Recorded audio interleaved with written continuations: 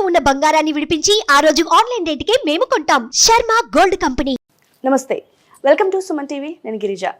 December మాసంలో ద్వాదశ రాశుల వారికి ఎలా ఉన్నాయో తెలియజేసేందుకు ఇవాళ మనతో పాటు ప్రముఖ జ్యోతిష పండితులు, ప్రముఖ ఆధ్యాత్మికవేత్త, జ్యోతిష పండితులు గురుస్వామి రాజన్ నంబూద్రి గురుస్వామి గారు ఉన్నారు. వారితో మాట్లాడిద్దాం. నమస్కారం గురువు గారు. నమస్కారం. గురువు గారు, ఈ డిసెంబర్ మాసంలో వృషభ రాశి వారికి అసలు ఎలా ఉంది అంటారు గురువు గారు? చక్కగా ముందుగా సింహగణపతి దేవతోప్య నమః. చూసే వీక్షకులకు నమస్కారం. మీరు వృషభ రాశి వారికి జలదోషం అంటారు. అంటే జలానికి సంబంధించిన వంటి దోషం అలాంటివి కనబడుతుంది. సో అదంతా కూడా హరించుకోవాలి, అవంతా కూడా సెట్ కావాలి. కొద్దిగా ఆరోగ్యపరమైన వంటి కొద్ది దోషాలు కనబడటం అలాంటివన్నీ కూడా జరుగుతుంటాయి. సో అదంతా కూడా కొద్ది జాగ్రత్త పరిస్థితి. వృషభ రాశి వారికి ఏంటంటే లాభము 11 ఉంది, నష్టము 12 కనపడతా ఉంది. అంటే ఇక్కడ చూడండి, లాభంతో పాటు నష్టం కూడా అంతే విధానంగా ఉంది. కాబట్టి డబ్బు విషయంలో కూడా కొద్ది జాగ్రత్త వహించి ఖర్చు పెట్టడం చాలా మంచి ఉద్దేశమైన వంటిది. వృషభ రాశి వారికి వాళ్ళు పట్టింది ఉడుం పట్టు, వాళ్ళు పట్టుకున్నారంటే ఏదైనా సాధించి తీరుతారు. అటువంటి ఒక మహాజ్ఞాని వాళ్ళు వృషభ రాశి వాళ్ళకి సాధారణంగా కోపం రాదు. సాధారణంగా కోపం వచ్చిందంటే ఆ వృషభం ఎలా ఉంటుందో ఆ విధానంగా మనుషులు మారిపోతారు. స్త్రీ అయినా కావచ్చు, పురుషులను కావచ్చు.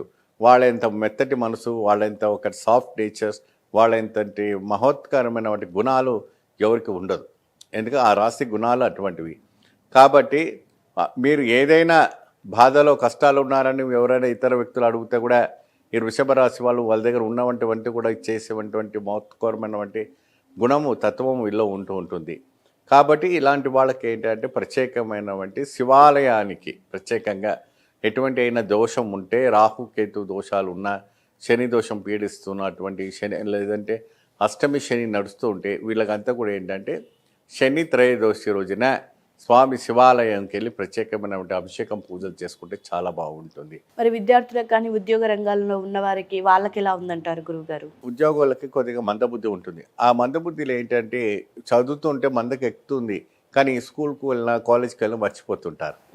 సో ఆ మందబుద్ధి తొలగిపోవాలంటే ఎప్పుడైతే కూడా సూర్య నమస్కారం చేయడం చాలా ఉత్తమమైన వంటిది. సూర్యుని ఆదిత్యాన్ని చదవటం, సూర్యుని ఒక పూజించటం వల్ల అద్భుతమైన వంటి ఫలితాలు రావడానికి మంచిగా గోచరిస్తుంటుంది. వృషభ రాశి వాళ్ళు తలుచుకుంటే వాళ్ళు దేనికైనా వెనుకపోరు. వాళ్ళకి ఒక్కసారి మైండ్లో సెటిల్ అయిందంటే ఆటోమేటిక్గా అన్ని విషయాల్లో కూడా ముందుకు సాగడానికి అవకాశం కనపడుతుంది. ఓకే గురువు గారు, మరి ఈ రాశి వాళ్ళకి పరిహారంగా మీరేం తెలియజేస్తారు? రాశికి పరిహారము అనేటప్పటికి ఇక్కడ చూడండి అమ్మా, అనేక రంగంలో ఉంటారు. ఉద్యోగ రంగంలో కానీ, డాక్టర్ రంగంలో కానీ, సినీ తారలు కానీ, రాజకీయ వ్యక్తులు కానీ, మరి అనేక రకమైనటువంటి స్థాయిలో పనిచేసే వాళ్ళు ఉంటారు.